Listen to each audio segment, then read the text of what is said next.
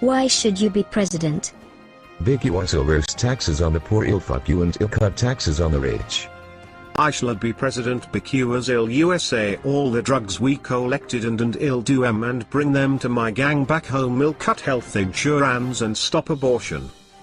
I should be president because I'll change the world. I would make United States a Christian country with a damn fucking army that will kick some dink ass.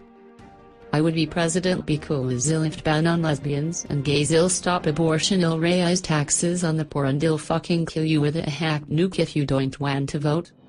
What are you gonna do about the war in Afghanistan? I'll make an agreement not to fight and say good for them and give them water, food for their children and give them care. I'll make peace. I'll get me some beaches and Afghanistan leader and me gets to go to an orgy. Wink wink. I have nothing. You'll give them money.